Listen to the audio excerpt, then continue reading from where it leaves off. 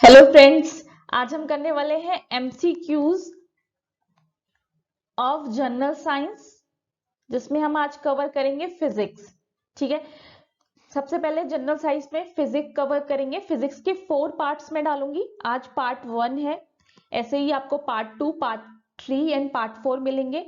Then हम chemistry शुरू करेंगे, उसमें भी 4 पार्ट्स होंगे। देन बायोलॉजी, उसमें भी 4 पार्ट्स होंगे। ठीक है, और जो भी सिलेबस में मेंशन्ड है कि 10th क्लास तक का जनरल साइंस आएगा, तो वैसे ही उसी लेवल के क्वेश्चंस मैंने यहाँ इंक्लूड करे हैं। ठीक है, क्वेश्चंस के साथ साथ उससे रिलेटेड जो प्रिंसिपल्स हैं और थ्योरी है वो भी यहाँ मैं आपको समझाऊंगी, जिससे आपको थ्योरी में जाने की जरूरत ना पड़े और क्वेश्चन में ही आपको उससे रिलेटेड जो थ्योरीज हैं वो समझ में आ जाए। ठीक है, यहाँ पूरा जो फर्स्ट पेपर है, यानी कि जो जनरल स्टडीज का पूरा पेपर है, वो पूरा पेपर कवर करेंगे एमसीक्यूज के थ्रू। ठीक है, एमसीक्यूज में केवल एमसीक्यूज नहीं होंगे, क्वेश्चन के साथ क्वेश्चन से रिलेटेड जो थ्योरी है या कोई प्रिंसिपल है, लॉ है, वो भी हम उसके साथ ही पढ़ेंगे डिटेल में, जिससे आपको कोई भी कंफ्यूजन ना हो और क्वेश्चन को याद रखने में हेल्प मिले। ठीक है, चलिए शुरू करते हैं। Question number 1. A man is standing on a boat in still water. If he walks toward the shore, the boat will. ठीक है, अब ये बोल रहे हैं कि एक व्यक्ति है जो बोट में है और बोट जो है वो स्टिल वाटर में है। ठीक है, यानी कि वाटर मूव नहीं कर रहा है, स्टिल है। अगर वो व्यक्ति किनारे की तरफ चलना शुरू करता है तो बोट किधर जाएगी? ठीक है, ऑप्शंस है मूव फॉरवर्ड द शोर, यानी कि मूव, जो किनारा है, शोर है, उसकी तरफ मूव करेगी बोट। सेकेंड ऑप्शन है move away from the shore, यानी कि जो किनारा है उससे दूर जाएगी बोट, अवे जाएगी। थर्ड है रिमेन स्टेशनरी, मतलब जहां है वहीं रहेगी, उसकी पोजीशन चेंज नहीं होगी, कोई मूवमेंट नहीं होगा बोट में। और लास्ट है सिंक, यानी कि बोट डूब जाएगी। तो लास्ट ऑप्शन तो नहीं है, ये तो सबको पता ही है कि अगर कोई बोट से उतरता है इसका मतलब ये नहीं कि बोट डूब जाएगी। ठीक है, तो लास्ट ऑप्शन तो नहीं है। अब हमें देखना है इन तीनों में से कौन सा ऑप्शन है। सबसे पहले हम ये देखेंगे कि यहाँ पे कौन सा लॉ एप्लीकेबल होगा। ठीक है, तो न्यूटन का थर्ड लॉ क्या है? न्यूटन का थर्ड लॉ है every action has equal and opposite reaction. ठीक है, इसको देख लेते हैं। According to Newton's third law, ठीक है, every action has an equal and opposite reaction. ठीक है, इसका क्या मतलब हुआ? अगर हम कोई भी फोर्स लगाते हैं, if we implies any force, then उसके अपोजिट में, उसके अपोजिट डायरेक्शन में भी सेम फोर्स, सेम मैग्नीट्यूड का फोर्स अपोजिट डायरेक्शन में भी लगेगा। इसे ही किसे क्या कहते हैं? क्रिया की प्रतिक्रिया, यानी कि न्यूटन का थर्ड लॉ कहते हैं। Every action has an equal and opposite reaction. तो यहाँ पे भी सेम लॉ लगेगा। जैसे ही मैन आगे की तरफ फोर्स लगाएगा, अपनी बॉडी को आगे की तरफ मूव करेगा, तो उतना ही फोर्स बोट पे भी लगेगा। ठीक है, जिसकी वजह से, लेकिन वो फोर्स क्या होगा? अपोजिट डायरेक्शन में होगा। तो जिसकी वजह से बोट क्या होगी? अपोजिट डायरेक्शन में मूव करने लगेगी। यानी कि अगर मैन जो है वो शोर की तरफ मूव कर रहा है, तो बोट क्या होगी? शोर से अवे, शोर मतलब किनारे से दूर की तरफ मूव करने लगेगी। ठीक है, तो इस केस में हमारा option number B is the right answer. क्या होगा? Move away from the shore, यानी कि अगर मैन किनारे की तरफ बढ़ रहा है तो बोट किधर जाएगी? किनारे से पीछे की तरफ, यानी कि अवे हो जाएगी। ठीक है, तो इसका ऑप्शन हो गया बी। नेक्स्ट क्वेश्चन है, a body travel with the speed of more than the velocity of sound in air. ठीक है, एक बॉडी है जो ट्रेवल कर रही है, किस स्पीड से कर रही है? साउंड की स्पीड से। ठीक है, मोर देन यानी कि साउंड की जो स्पीड होती है उससे ज्यादा वेलोसिटी से एयर में मूव कर रही है। तो इस तरीके की स्पीड को क्या बोलेंगे? ठीक है, तो उस स्पीड को क्या बोलेंगे? Supersonic speed is the rate of travel of an object that exceed the speed of sound. ठीक है, सुपरसोनिक जो स्पीड होती है वो क्या होती है, वो स्पीड होती है अगर कोई ऑब्जेक्ट साउंड की स्पीड से तेज चलता है तो उस स्पीड को बोलते हैं सुपरसोनिक स्पीड. ठीक है, for object travelling in dry air of a temperature of 20 degrees centigrade at sea level, this speed is approximately 343 metre पर सेकेंड. ठीक है, तो इस सुपरसोनिक जो स्पीड होती है वो अप्रोक्सीमेटली कितनी होती है, ये अप्रोक्सीमेटली होती है 343 मीटर पर सेकेंड. ठीक है, तो इसका मतलब जो हमारा ऑप्शन ए है वो क्या हो जाएगा आपका सुपरसोनिक स्पीड. ठीक है, अगर साउंड की स्पीड से जस्ट थोड़ी सी ज्यादा स्पीड से ट्रेवल कर रही है. ठीक है, तो इसका आंसर हो गया A. A passenger in a moving train tosses a coin. ठीक है, क्वेश्चन 3 कह रहा है एक पैसेंजर है जो मूविंग ट्रेन में बैठा हुआ है और एक कॉइन को टॉस करता है, एक कॉइन को हवा में उछालता है. If the coin falls behind him. ठीक है, ये बोल रहे हैं अगर कॉइन जो है उसके पीछे गिरता है, पैसेंजर के पीछे गिरता है, the train must be moving with, यानी तो फिर वो ट्रेन जो है वो कैसे जा रही है. एन एक्सेलरेशन, यानी कि एक्सेलरेशन से जा रही है. अ डिक्लेरेशन, यानी कि उसकी स्पीड कम होती जा रही है. नेक्स्ट है अ यूनिफॉर्म स्पीड, यानी कि एक कांस्टेंट स्पीड से जा रही है. और लास्ट है एनी ऑफ द अबव. ठीक है, तो हमें देखना है इनमें से कौन सा ऑप्शन सही है. तो सबसे पहले हमें ये देखना होगा ये कौन से प्रिंसिपल पे बेस्ड है. तो ये हमारा जो क्वेश्चन है ये किस पे है, लॉ ऑफ इनर्शिया, यानी कि न्यूटन के फर्स्ट लॉ पे बेस्ड है. लॉ ऑफ इनर्शिया क्या आता है, अगर कोई ऑब्जेक्ट किसी कांस्टेंट स्पीड से जा रहा है तो उसकी स्पीड क्या होगी, तब तक सेम ही रहेगी जब तक कि उस पर कोई एक्सटर्नल फोर्स ना लगे. ठीक है, ये होता है हमारा लॉ ऑफ इनर्शिया, यानी कि जड़त्व का नियम. अब यहाँ पे बोल रहे हैं कि पैसेंजर जो है, अगर पैसेंजर ने कॉइन उठाया, कॉइन भी ट्रेन में ही है, पैसेंजर भी ट्रेन में ही है, तो जो पैसेंजर की स्पीड होगी मूव करने की वो ट्रेन के स्पीड के बराबर होगी. और कॉइन की स्पीड क्या होगी, जब कॉइन पैसेंजर के हाथ में था तब तो वो पैसेंजर की स्पीड से चल रहा था, लेकिन जैसे ही वो हवा में गया तो वो उसी स्पीड से गया जिस स्पीड से उसे उछाला गया. ठीक है, उस टाइम पे जो स्पीड होगी उसी स्पीड से वो आगे मूव करेगा. लेकिन इसमें बोला है कि कॉइन वापस उसके हाथ में नहीं गिरता है, उसके पीछे गिरता है. इसका मतलब कॉइन की स्पीड तो कम रह गई और पैसेंजर की स्पीड क्या हो गई, ज्यादा हो गई. इसका मतलब ट्रेन की स्पीड ज्यादा हो गई. इसका मतलब ट्रेन में क्या लग रहा था, एक्सलेरेशन लग रहा था, तभी उसकी स्पीड ज्यादा हुई. अदरवाइज अगर कांस्टेंट स्पीड से ट्रेन चल रही होती तो फिर कॉइन पैसेंजर के हाथ में ही आता. लेकिन यहाँ पे क्या हुआ, कॉइन पीछे गिरा, यानी कि कॉइन जब उछाला गया था उस टाइम जो ट्रेन की स्पीड थी और जब कॉइन रिटर्न होके वापस आया, ठीक है, जब उसको टॉस किया था तो तब मान लीजिए v1 स्पीड थी ट्रेन की, तो ये v1 स्पीड होगी कॉइन की, क्योंकि ये लॉ ऑफ इनर्शिया के फ्रेम में है.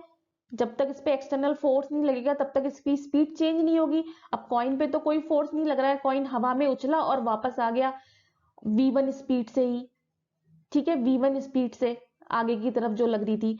लेकिन इधर क्या हुआ, जो पैसेंजर था जो ट्रेन में बैठा हुआ था वो उस टाइम तो v1 पे था, लेकिन उसके बाद उसकी स्पीड v2 हो गई पैसेंजर की. और जो v2 थी वो क्या थी, v2 ग्रेटर देन v1 थी. ठीक है, v2 ग्रेटर देन v1 थी, तभी कॉइन क्या हुआ, पैसेंजर के पीछे गिरा, बैकवर्ड साइड में गिरा, उसके हाथ में नहीं गिरा. इसका मतलब जो ट्रेन है उसमें एक्सेलरेशन लग रहा है, इसकी वजह से वो उसकी स्पीड ज्यादा हो रही है. ठीक है, तो इसका आंसर होगा ए. अब इसका एक्सप्लेनेशन देख लेते हैं. ठीक है, इसका एक्सप्लेनेशन क्या कहता है, if train were moving with uniform velocity the coin would fall back. ठीक है, अब ये वही बोल रहे हैं, अगर यूनिफॉर्म वेलोसिटी से चल रही होती तो कॉइन वापस क्या होता है, पैसेंजर के हाथ में आ जाता, क्योंकि पैसेंजर की स्पीड और कॉइन की स्पीड क्या होती, सेम होती उस केस में। लेकिन यहाँ पर कॉइन पीछे गिरा है, इसका मतलब if the train is accelerated the horizontal velocity of the train would be more than the coin by the time the coin returns. ठीक है, यानी कि वही बात कि v1 v2 जो हो जाता v1 से ज्यादा हो गया जो कॉइन की स्पीड थी, और ये क्या थी, पैसेंजर की, और पैसेंजर की मतलब ट्रेन की स्पीड थी। पैसेंजर तो ट्रेन की स्पीड से ही चलेगा जब ट्रेन में बैठा है, तो इस वजह से क्या होगा, therefore the train travels a greater horizontal distance than the coin fall, so the coin falls behind the passenger. इसीलिए क्या लग रहा है उसमें, एक्सेलरेशन लग रहा है। ठीक है, नेक्स्ट, अब नेक्स्ट क्वेश्चन है, chinaware are wrapped in a straw of paper before packing. This is the application of concept of.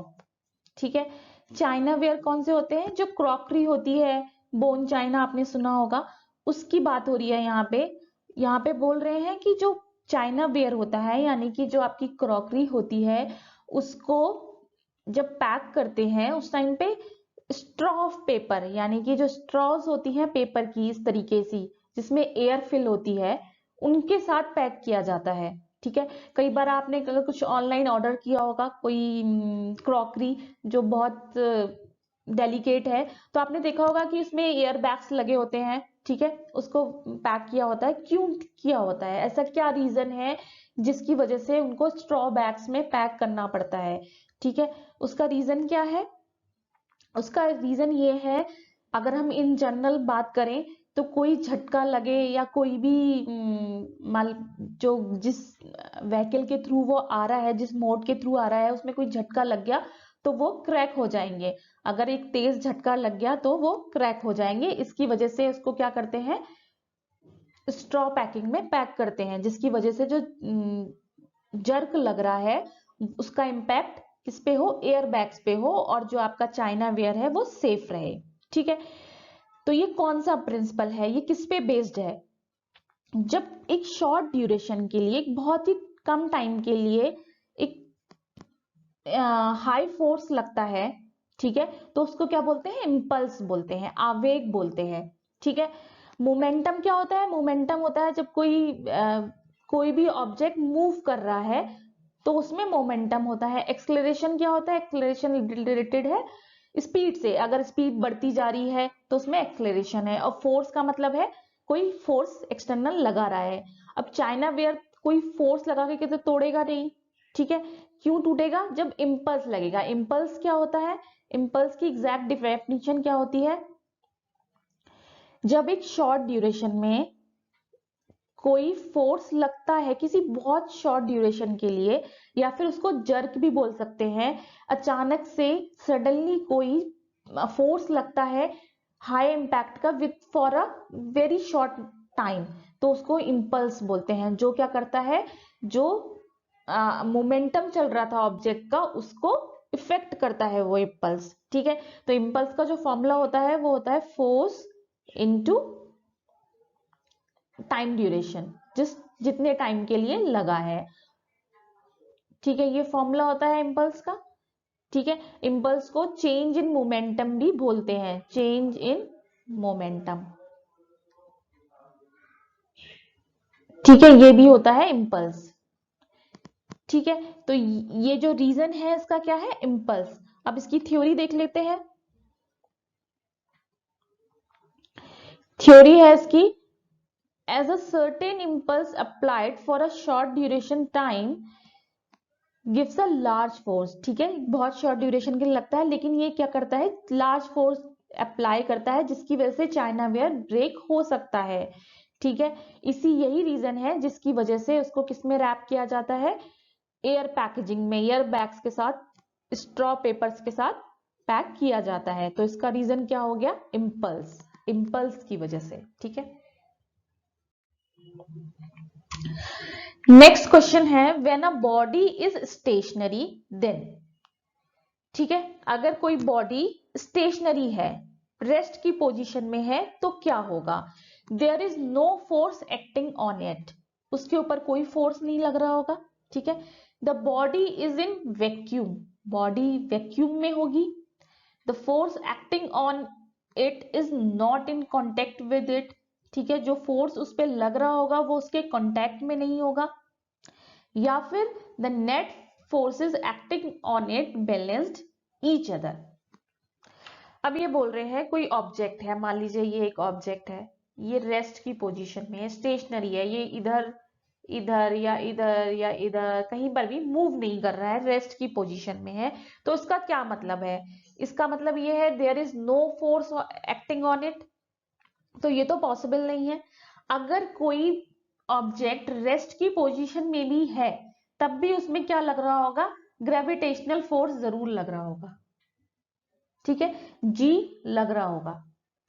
तो ये ऑप्शन तो गलत ही हो गया, there is no force acting on, force तो उसमें लग रहा है, ठीक है। अब the body is in vacuum, तो ये पॉसिबल नहीं है, बिना वैक्यूम के भी स्टेशनरी रहती है बॉडी। आप एक जगह खड़े हो जाओ तो खड़े ही रहोगे, जरूरी नहीं है उसके लिए वैक्यूम क्रिएट हो, तो ये भी ऑप्शन नहीं हुआ, ठीक है। नेक्स्ट है the force acting on it is not in contact with it, ये भी कोई रीजन नहीं हुआ, जरूरी नहीं है कि कांटेक्ट में ना हो, ठीक है। अगर मान लीजिए अर्थ एक सरफेस पे रखा हुआ है तो ऑब्वियसली इस पे जी लग रहा है तो कांटेक्ट में ही होगा कोई ना कोई फोर्स, और अगर जिस सरफेस पे लग रहा है वो सरफेस भी इस पे फोर्स लगा रहा होगा ऊपर की तरफ। ये तो न्यूटन थर्ड लॉ कहता है अगर कोई भी ऑब्जेक्ट रखा है वो नीचे की तरफ फोर्स लगा रहा है तो ऊपर की तरफ भी एक, अगर नीचे की तरफ mg लग रहा है तो ऊपर भी एक फोर्स लग रहा होगा, तभी ये स्टेशनरी है। अदरवाइज क्या होता है, ये नीचे चला जाता, जमीन में चला जाता, सरफेस के अंदर चला जाता। लेकिन सरफेस भी उतना ही फोर्स लगा रहा है अपोजिट डायरेक्शन में, इसीलिए स्टेशनरी है। तो ये भी आपका क्या हो गया? गलत हो गया, ठीक है। अब लास्ट ऑप्शन कहता है the net force acting on it balanced each other, तो ये आपका ऑप्शन है। कैसे? अब देखिए mg लग रहा है नीचे की तरफ, ऊपर की तरफ f लग रहा होगा, ये सरफेस ऊपर की तरफ फोर्स लगा रहा होगा तभी ये स्टेशनरी है। अदरवाइज अगर ऊपर की तरफ कोई भी फोर्स नहीं लगता तो ये तो mg फोर्स नीचे लग रहा है तो ये नीचे ही चला जाता सरफेस में, ठीक है। अब इसको दूसरे तरीके से भी समझ लेते हैं। मान लीजिए अगर आप ग्रेविटेशनल फोर्स की बात नहीं भी करते हैं, नॉर्मल फोर्स की बात करते हैं, इधर से एक फोर्स लग रहा है तो ये अगर स्टेशनरी है इसका मतलब इधर से भी एक फोर्स लग रहा होगा, या तो ये ऑब्जेक्ट लगा रहा होगा या कोई और लगा रहा होगा तभी ये बैलेंस्ड है, अदरवाइज ये किसी ना किसी डायरेक्शन में मूव कर जाता अगर इस पे फोर्स लगता। तो इसका मतलब ये है कि इस पे जितने भी फोर्स लग रहे हैं वो सब एक दूसरे को बैलेंस कर ले रहे हैं, एक दूसरे को कैंसिल आउट कर ले रहे हैं। यही रीजन है कि इसका जो बॉडी है वो स्टेशनरी है, रेस्ट की पोजीशन में है, ठीक है। तो ऑप्शन हो गया आपका D, the net force is acting on it balances each other, ठीक है। जितने भी फोर्स इस पे लग रहे हैं वो एक दूसरे को कैंसिल आउट कर ले रहे हैं, इसी वजह से ये स्टेशनरी है, ठीक है। अब इसका एक्सप्लेनेशन देख लेते हैं। For both stationary and moving object with unchanging speed and direction, all the force acting on the object are in balance with each other, ठीक है, that is they all cancel each other, ठीक है। अगर कोई stationery है तो उसका मतलब उस पर फोर्स तो लग ही रहा है, mg तो हमेशा लगेगा ही लगेगा, लेकिन अगर वो बैलेंस स्टेशनरी है, रेस्ट में है, इसका मतलब mg के अपोजिट भी एक फोर्स लग रहा होगा, ठीक है, जो एक दूसरे को कैंसिल आउट कर रहे होंगे, इसीलिए जो ऑब्जेक्ट है वो स्टेशनरी है, ठीक है। नेक्स्ट क्वेश्चन है which of the following is the smallest unit of length. अब यहाँ पे कुछ यूनिट्स दी हुई हैं जो लेंथ की है, micrometre, nanometre, angstrom and fermimetre, ठीक है। तो इसमें बताना है सबसे स्मॉलेस्ट क्या है, कौन सी यूनिट है, सबसे छोटी यूनिट कौन सी है। तो ये देखने के लिए हमें क्या करना पड़ेगा, पहले इनकी वैल्यूज पता होनी चाहिए, ठीक है। जब वैल्यूज पता होंगी तभी हम डिसाइड कर पाएंगे सबसे स्मॉलेस्ट कौन सी है। तो इनकी वैल्यूज देख लेते हैं, ठीक है। वैल्यू क्या क्या है, 1 माइक्रोमीटर होता है 10⁻6 मीटर्स, ठीक है। 1 नैनोमीटर होता है 10⁹ मीटर्स, 1 एंगस्ट्रॉम होता है 10⁻10 मीटर्स, एंड 1 फर्मी मीटर होता है 10⁻⁻15 मीटर्स। ठीक है, तो इसमें सबसे स्मॉलेस्ट कौन सी हुई? सबसे स्मॉलेस्ट हुई फर्मी मीटर। फर्मी मीटर सबसे छोटी यूनिट है किसकी? लेंथ की, लंबाई की। ठीक है, तो यहाँ पे ऑप्शन हो गया टी। ये वैल्यूज आपको याद रखनी है। ठीक है, माइक्रो का मतलब 10⁻6। अब माइक्रोमीटर है तो वो मीटर्स हो गया। अगर माइक्रो सेकेंड है तो 10⁻6 सेकेंड हो गया। अगर लीटर से है माइक्रो लीटर तो 10⁻6 लीटर हो गया। अगर ग्राम है तो माइक्रोग्राम का मतलब 10⁻6 ग्राम्स। ठीक है, तो माइक्रो का मतलब हुआ 10⁻6, नैनो का 10⁻9, एंगस्ट्रॉन्ग का, ये लेंथ की ही होती है एंगस्ट्रॉन्ग, क्योंकि ये साइंटिस्ट थे, इन्होंने लेंथ की ही वो बनाया था, 1 ईयर कैलिपर्स बनाया था जो एंगस्ट्रॉन्ग में मेजर करता था। इसीलिए इसका जो ये लेंथ की है इसको किसी और में कन्वर्ट नहीं कर सकते। ये एंगस्ट्रॉन्ग 10⁻10 एंड फर्मी का होता है 10⁻15। ठीक है, नेक्स्ट क्वेश्चन है, an artificial satellite orbiting the earth does not fall down because the earth attraction। ठीक है, अब ये बोल रहे हैं ये अर्थ है, इसके अराउंड एक आर्टिफिशियल सैटेलाइट रिवॉल्व कर रही है। ठीक है, घूम रही है। तो ये बोल रहे हैं कि अर्थ इस पे अट्रैक्शन लगाता है, ग्रेविटेशनल फोर्स लगाता है, उसके बाद भी ये ऑर्बिट में रिवॉल्व करती रहती है, अर्थ पे नहीं गिरती, फॉल डाउन नहीं होती है। इसका रीजन क्या है? किस रीजन की वजह से ये अपनी ही ऑर्बिट में मूव करती रहती है, ऑर्बिट को नहीं छोड़ती? इसका रीजन बताना है। ठीक है, तो फर्स्ट ऑप्शन है is balanced by the attraction of moon. इस ऑप्शन में ये बोल रहे हैं कि मून के अट्रैक्शन फोर्स की वजह से बैलेंस रहता है, तो ये रीजन नहीं है।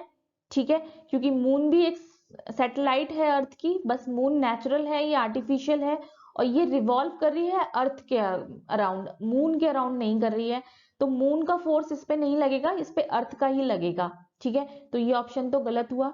Vanishes at such distance. अब ये बोल रहे हैं कि जो अर्थ का अट्रैक्शन है वो जिस डिस्टेंस पे सैटेलाइट है उस डिस्टेंस पे अट्रैक्शन खत्म हो जाता है अर्थ का, तो ये रीजन नहीं है, अट्रैक्शन रहता है अर्थ का। इनफैक्ट जो मून है उस पे भी अर्थ का अट्रैक्शन लगता है। ठीक है, तो ये ऑप्शन तो गलत हो गया। नेक्स्ट ऑप्शन है is balanced by the viscous drag produced by the atmosphere. ये भी नहीं है, एटमॉस्फेयर नहीं होता है यहाँ पे। ठीक है, एयर नहीं होगी,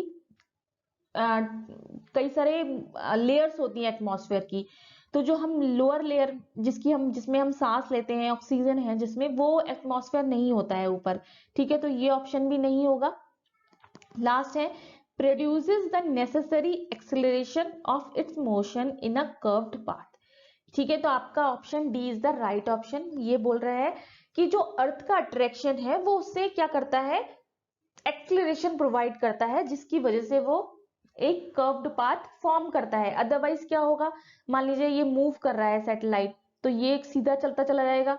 ठीक है, ये राउंड कैसे हुआ? राउंड कैसे हुआ? क्योंकि अर्थ इस पे हर पॉइंट पे अपनी तरफ अट्रैक्शन लगा रहा है। जब अर्थ की तरफ इसका अट्रैक्शन लग रहा होगा तो ये ऑर्बिट को छोड़ नहीं सकता, ऑर्बिट में ही घूमता रहेगा।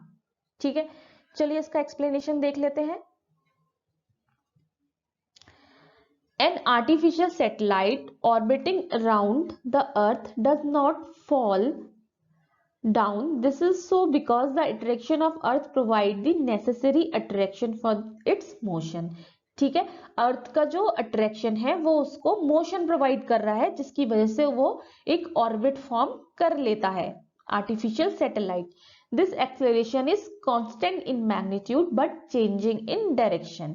ठीक है, ये जो अट्रैक्शन होता है, ये जो फोर्स होता है वो कांस्टेंट होता है मैग्नीट्यूड में, लेकिन क्या होता है, इसकी डायरेक्शन चेंज होती रहती है। डायरेक्शन चेंज होती है तभी सर्कुलर पाथ फॉर्म होता है। ठीक है, by the launch rocket immediately before the satellite is established in the predetermined orbit, the speed given to it 30,000 kilometre per hour. ठीक है, जब सैटेलाइट को ऑर्बिट में छोड़ा जाता है उस टाइम पे उसकी स्पीड होती है 30,000 kilometre per hour. The speed must be greater enough so gravity brings the satellite back to earth but not so great that satellite escape gravity out into space। ठीक है, तो ये जो स्पीड होती है वो इतनी होती है कि सैटेलाइट जो अर्थ का अट्रैक्शन है, ग्रेविटी है, वो उसको मूव करा सके, पर इतनी नहीं होती कि वो ग्रेविटेशन फोर्स को छोड़कर चला जाए, बाहर चला जाए, स्केप हो जाए। ठीक है, तो रीजन क्या है इसका? अर्थ का जो अट्रैक्शन है वो क्या करता है, इसको नेसेसरी एक्सेलरेशन प्रोवाइड करता है, जो मैग्नीट्यूड में कांस्टेंट होता है, लेकिन उसकी डायरेक्शन क्या होती है, चेंज होती रहती है, इसीलिए क्या एक सर्कुलर पाथ फॉर्म हो जाता है। ठीक है, नेक्स्ट क्वेश्चन है when a ship floats on water. ठीक है, जब एक शिप वाटर में फ्लोट करता है तो क्या होता है, इट डिस्प्लेस नो वाटर, वो कोई वाटर डिस्प्लेस नहीं करता। ठीक है, सबसे पहले इसका प्रिंसिपल देख लेते हैं, किस प्रिंसिपल पे फ्लोट करता है कोई भी ऑब्जेक्ट वाटर में कब फ्लोट करता है, अकॉर्डिंग टू आर्किमिडीज प्रिंसिपल। ठीक है, आर्किमिडीज ने क्या प्रिंसिपल दिया था, when a body is immersed fully और partially in a liquid it experience an upward force that is equal to the weight of the fluid displaced by it. Therefore, the mass of water displaced is equal to the mass of ship. ठीक है, Archimedes ने क्या बोला था, अगर किसी object को पानी में डिप करते हैं तो क्या करता है, वो कुछ पानी डिस्प्लेस कर देता है। ठीक है, और जितना वो डिस्प्लेस करता है वाटर, वो क्या होता है, वो इस बॉडी के वेट के बराबर होता है। ठीक है, इसके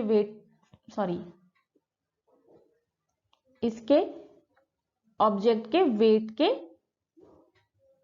बराबर होता है। ठीक है, तो अगर कोई शिप फ्लोट कर रहा है वाटर में, इसका मतलब वो क्या कर रहा है, अपने मास के बराबर पानी को डिस्प्लेस कर रहा है। ठीक है, तो ऑप्शन बी क्या कहता है, the mass of water displaced is equal to the mass of ship. तो ऑप्शन बी क्या होगा, राइट हो जाएगा। ये ऑप्शन बी बोल रहा है कि शिप क्या होगा, अपने मास के बराबर पानी को डिस्प्लेस कर देगा, इसी वजह से वो फ्लोट कर पाएगा। और जो ऑब्जेक्ट ऐसा नहीं कर पाते हैं, अपने वेट के बराबर पानी डिस्प्लेस नहीं कर पाते हैं, वो क्या होते हैं, पानी में डूब जाते हैं। ठीक है, तो यहाँ पे फ्लोट करना है, इसका मतलब वो इक्वल क्या करेगा, डिस्प्लेस कर देगा वाटर। ठीक है, नेक्स्ट है the working principle of a washing machine is. Washing machine का वर्किंग प्रिंसिपल क्या है?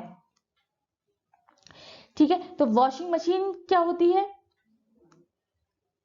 का मूवमेंट ऐसा होता है, राउंड राउंड होता है। ठीक है, लेकिन जो कपड़े उसमें धुलते हैं उनपे जो फोर्स लगता है वो बाहर की तरफ लगता है, और जब कोई सर्किल में मूव कर रही है ऑब्जेक्ट और उस पे फोर्स बाहर की तरफ लग रहा है, इसका मतलब वो कौन सा फोर्स है, वो होता है सेंट्रीफ्यूगल। ठीक है, सेंट्रीपिटल कब होता है, जब सेंटर की तरफ फोर्स लगता है। ठीक है, तो वो होता है सेंट्रीपिटल। और जब फोर्स बाहर की तरफ लगता है, और कपड़ों में क्या लगता है, बाहर की तरफ लगता है, तभी जो डर्ट होती है, गंदगी होती है, वो निकल जाती है कपड़ों से। ठीक है, तो जो वॉशिंग मशीन है वो कौन से प्रिंसिपल पे वर्क करती है, सेंट्रीफ्यूगल पर वर्क करती है। ठीक है, अब क्या है, washing machine works on the principle of centrifugation is a process that involves the use of centrifugal force for the separation of mixture with a centrifugal used in industry and laboratory settings। ठीक है, इसका वही मतलब है, जब centrifugal force लगता है किसी भी चीज पे तो वो बाहर की तरफ होता है, जब कपड़ों पे लगेगा तो जो कपड़ों की डर्ट होगी वो क्या हो जाएगी, बाहर की तरफ मूव हो जाएगी। अब हम लगाते हैं, जैसे मान लीजिए आप दही बनाते हो, दही से मक्खन बनाते हो, तो क्या होता है जब आप उसको चलाते हो, मशीन को चलाते हो उसमें दही में, तो सारा जो बटर है वो मशीन पे आके चिपक जाता है, यानी कि सेंटर पे इकट्ठा हो जाता है। तो वो कौन सा होता है, वो सेंट्रीपीटल फोर्स है, जिसमें सब सेंटर पे आके एक्यूमुलेट हो गया। और यहाँ पर क्या हो रहा है, जो फोर्स है वो बाहर की तरफ लग रहा है, तो जो गंदगी है वो बाहर की तरफ मूव करेगी। ठीक है, तो यहाँ पे जो वॉशिंग मशीन का प्रिंसिपल होता है वो सेंट्रीफ्यूगेशन पे वर्क करता है। ठीक है, नेक्स्ट क्वेश्चन है, कंसीडर द फॉलोइंग स्टेटमेंट्स। ठीक है, वर्क इज डन व्हेन। यहाँ पे कुछ स्टेटमेंट्स दिए हुए हैं, अब इनमें से बताना है इनमें से कौन सा स्टेटमेंट या फिर कौन से ऐसे स्टेटमेंट्स हैं जिनमें वर्क डन 0 है। ठीक है, वर्क डन क्या होता है, वर्क डन होता है W equals to F D cos theta. ठीक है, और F क्या होता है, जिसमें F होता है फोर्स और D होता है डिस्प्लेसमेंट। ठीक है, तो अब ये किस केस में 0 हो सकता है वर्क डन, या तो फोर्स 0 हो, या फिर डिस्प्लेसमेंट 0 हो, या फिर जो इन दोनों का एंगल है वो 90 डिग्री हो, क्योंकि cos 90 क्या होता है, cos 90 होता है 0। ठीक है, तो इन तीनों में से कोई भी कंडीशन होगी तो उस केस में वर्क डन 0 होगा। ठीक है, अब cos थीटा कब 0 होगा, जब दोनों यानी कि डिस्प्लेसमेंट और फोर्स आपस में क्या करेंगे, 90 डिग्री का एंगल बनाएंगे, यानी कि परपेंडिकुलर होंगे, तो उस केस में क्या होगा, cos थीटा 0 होगा। ठीक है, डिस्प्लेसमेंट कब 0 होगा, जब सर्किल में वर्क होगा, यानी कि ऑब्जेक्ट यहां से चला था और वापस यहीं पे आके रुक गया, इसका मतलब जो टोटल डिस्प्लेसमेंट हुआ वो क्या हुआ, 0 हुआ। ठीक है, और फोर्स 0 कब होगा, जब कोई फोर्स लगेगा ही नहीं ऑब्जेक्ट पे, तब 0 होगा। तो अब देखते हैं इन चारों में ऐसी ये तीन कंडीशंस कब बन रही हैं। ठीक है, तो ही वर्क डन 0 होगा। सबसे पहला है, a man is walking on a horizontal road. ठीक है, अब ये बोल रहे हैं कि एक मैन है और कहाँ वॉक कर रहा है, ये हॉरिजॉन्टल रोड पे वॉक कर रहा है, तो इसमें डिस्प्लेसमेंट भी है। ठीक है, और क्या क्या है इसमें, फोर्स भी है। फोर्स किधर लग रहा है, ऊपर की तरफ, जो ये रोड है वो इसको फोर्स लगा रही होगी इसके पैरों पे, यानी कि जैसे जिस सरफेस पे चल रहा है उस पे फोर्स लग रहा होगा, तो फोर्स ऊपर की तरफ है और डिस्प्लेसमेंट आगे की तरफ है, तो इनके बीच का जो एंगल हो वो क्या हुआ, 90 डिग्री। 90 डिग्री है, इसका मतलब cos 90 0। इस केस में क्या होगा, वर्क डन 0 होगा। ठीक है, अब नेक्स्ट ऑप्शन है, a man is climbing up a hill. ठीक है, अब ये बोल रहे हैं कि जो मैन है वो क्या कर रहा है, एक पहाड़ पे चढ़ रहा है, तो वो कंडीशन कैसे होगी, लाइक दिस, ये पहाड़ है, इस पे कोई मैन चढ़ रहा है, अब इसका डिस्प्लेसमेंट क्या होगा, आगे की तरफ होगा D, फोर्स कैसे लग रहा होगा, फोर्स सरफेस पे लग रहा होगा इस तरीके से, हमेशा परपेंडिकुलर लगता है सरफेस से। ठीक है, तो इनके बीच का जो एंगल है वो क्या होगा, वो 90 डिग्री से ज्यादा होगा, तो इस केस में वर्क डन 0 नहीं होगा। ठीक है, W 0 नहीं होगा। नेक्स्ट है, a man with a load on his head is walking on a horizontal road. तो ये भी सेम कंडीशन हो गई, अगर कोई आदमी सामान रख के अपने सर पर एक हॉरिजॉन्टल रोड पे जा रहा है, तो फोर्स क्या लग रहा है, सामान इसके सर पे लगा रहा है, ये इस पे लगा रहा है, सरफेस इस पे लगा रहा है, सब परपेंडिकुलर होंगे डिस्प्लेसमेंट के, तो उस केस में भी cos थीटा क्या होगा, 0 होगा। ठीक है, लास्ट ऑप्शन क्या है, moon is revolving around the earth. अब ये बताइए ये क्या होगा। ठीक है, अगर मून अर्थ के चारों तरफ घूम रहा है तो वर्क डन क्या होगा, वर्क डन क्या होगा, 0 होगा। क्यों होगा, मैंने बताया, अगर कोई सर्कुलर पाथ फॉर्म कर रहा है, जिस पोजीशन से चल रहा है उसी पोजीशन पे वापस आ जा रहा है, तो क्या होगा, डिस्प्लेसमेंट D की वैल्यू 0 होगी, D की वैल्यू 0 होगी तो W भी 0 होगा। तो ये भी ऑप्शन हो गया, ये भी राइट ऑप्शन हो गया, ये आपका रॉन्ग हो गया। तो ऐसा कोई ऑप्शन जिसमें ये तीनों 1 3 4, ये है आपका ऑप्शन D। ठीक है, तो ये आपके हो गए 10 क्वेश्चन। अब नेक्स्ट मैं कल इसका वो नेक्स्ट पार्ट डालूंगी। ठीक है, तो वो आप देख लीजिएगा। बाकी कोई डाउट है तो आप कमेंट सेक्शन में लिख दीजिए, मैं आपका डाउट क्लियर कर दूंगी, या और कोई प्रॉब्लम है तो वो भी बताइए। ठीक है, ऐसे ही हम पार्ट पार्ट करके 10 10 क्वेश्चंस करके पूरा जनरल स्टडीज कवर करेंगे, जिसमें हम विद डिस्क्रिप्शन पढ़ेंगे, यानी कि आपको कोई भी कंफ्यूजन नहीं होगा और क्वेश्चन को समझने में कोई भी प्रॉब्लम नहीं आएगी। ठीक है, thank you so much, take care, bye bye.